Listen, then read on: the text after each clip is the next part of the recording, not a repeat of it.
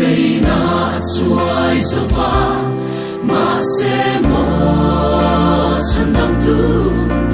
kapana min